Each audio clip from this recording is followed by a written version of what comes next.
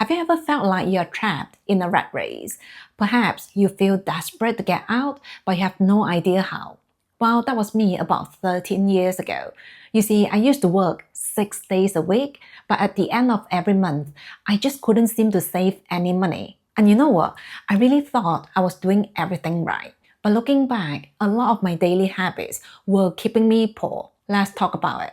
The first toxic habit that kept me broke is avoiding my finances. For a long time, I avoided looking at my bank account. I think deep down, I knew I was overspending. So instead of confronting my overconsumption, it was easier to bury my head in the sand. In a way, I was embarrassed because I certainly had the wrong priorities. My savings were minimal, and I really felt quite hopeless about the future. But luckily, things started to change when I learned about minimalism and personal finance. Even though it was painful, my husband and I went through all our expenses, and for me, it was such a revelation because even though I knew I was overspending, the actual figures still shocked me, and it was at that very moment that I decided that I had to make changes. From there, we started budgeting and tracking all our expenses. And honestly, I couldn't believe how much our expenses went down just after a month or two. A lot of it was because I stopped doing luxury shopping mindlessly, but we also did our best to optimize every single expense. For example, looking for the best deals for insurance, phone bill, internet, and so on. Till this day, we still look at our finances very closely, and I recommend you to do the same. The second habit that was keeping me broke is lifestyle inflation. You see, I didn't come from money, and I never had the privilege to go shopping. And when I started making a living, I thought to myself, I finally made it. The truth is, I was only a trainee healthcare professional, so I wasn't really making that much, but it was the most money that I had ever seen up to that point. So what did I do? I went shopping. In fact, most of my paychecks went to unnecessary spending. It was almost like I was trying to make up for what I missed out on as a child and as a teenager. And the lifestyle inflation didn't quite stop there because when I started making more money, the things I bought also became more and more expensive. Instead of buying from the high streets, I started dabbling into luxury shopping. At first, I only looked at Louis Vuitton monogram pieces because they are almost like the entry-level luxury bags, but soon I started shopping at Chanel and then Hermes.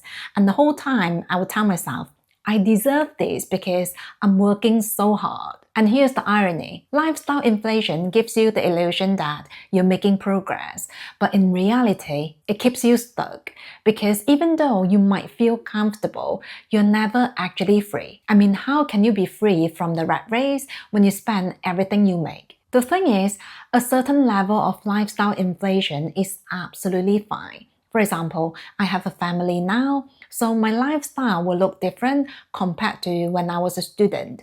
But that doesn't mean I have to move into the biggest house or drive the biggest car. In fact, every time I feel like upgrading something, I'll always ask myself, will this actually improve my day-to-day life or just how my life looks? And most of the time, I realize a lot of what I have are perfectly fine, and that's what keeps me grounded. Toxic habit number 3 that was keeping me broke is waiting to save when I earned more. But like I said before, every time I earned more, my spending somehow grew with it. So it just shows your spending habits will not change just because your earnings go up. After learning about personal finance, I realized how important it is to always pay yourself first. The idea is to prioritize saving for your future before spending any of your paycheck. This will require some lifestyle changes, but it's worth the effort in my opinion. For example, as a family, we love traveling, but my husband and I still drive the same cars that we purchased over 13 years ago. I love reading, but I'm very open to buying secondhand books. We don't upgrade anything, like furniture or electronic gadgets, unless if it's really necessary. And we are also very careful with our spendings in general. Some people might think we're depriving ourselves of nice things, but we really don't feel that way. As a family, we are all on the same page when it comes to our priorities. And for us, nothing matters more than having options and freedom in life. Habit number 4 that kept me broke is forgetting that small expenses add up. In the past, whenever I walked past a Starbucks, I had to get a coffee. And it's not like I really enjoyed their coffee, it was more of a habit. I also used to buy small random things just because they were not overly expensive. For example, I'll happily pay for a $5 trinket that I didn't really need, or a souvenir that I'll never use. On top of that, I also used to buy a lot of fast fashion pieces just because they seemed like such a bargain compared to other brands. Now individually, they seemed harmless, but collectively, they were such a huge waste of money. Once I started tracking my expenses, I became very intentional with even the smallest purchases, and it made such a difference in the way I spent.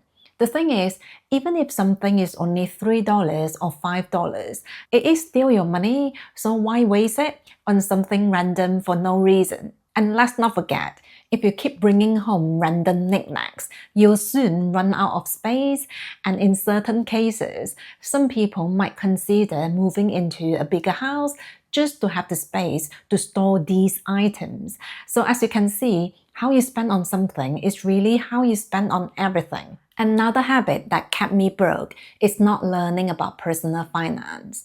The whole time I was in school, we were never taught anything about things like taxes and how to manage our money. So when I first started working, my understanding about money was limited to how to spend it. And for a while, I was trapped in a rat race and I had no idea how to get out. Fortunately, I eventually picked up the habit of reading and I came across some really good books, which totally changed the way I looked at everything money related. From there, I started to prioritize investing over spending, creating rather than consuming, and I also optimized every aspect of my personal finance. This means I'm able to give myself more options and I'm also able to work on my own terms. And please don't think you have to be a financial expert to learn about personal finance. All you need are some really good books and podcasts, and I promise you, you'll start to look at money, consumerism, and shopping with a completely different perspective. Habit number 6 that kept me broke is the desire to impress other people. Like I said before, I used to do a bit of luxury shopping, and at the time, I'll tell myself, I bought these things because they are well made and classic. But in reality, part of me wanted to prove to people that I was doing well. After all, these things are not cheap. So to be able to buy them, you must have some spending power, right? Well, to be honest with you, I was living beyond my means. Even though I was never in debt, my savings did not look promising. And I knew if I wanted to sustain my lifestyle, I'll have no choice but to keep working. Whereas now, I don't really pay attention to how people think about me. The truth is, these people don't pay my bills, so they don't get a say in how I spend my money. Simple as that. Last but not least, I used to do a lot of emotional shopping and it cost me a fortune. Whenever I was stressed, tired, bored, or sad, my first reaction was to go shopping. At first, it was something small, maybe a candle or a hand cream. But later, my emotional purchases became more and more expensive in the form of designer shoes and bags. I wish I knew then that shopping is never the answer for many of my problems. But the good thing is, I've learned from it. So whenever I have a bad day now, I'll try my best to look after myself rather than spending on my emotions. So those are the habits that kept me broke. Let me know if any of this sounds relatable. Thank you for being here. Take care and I will see you soon.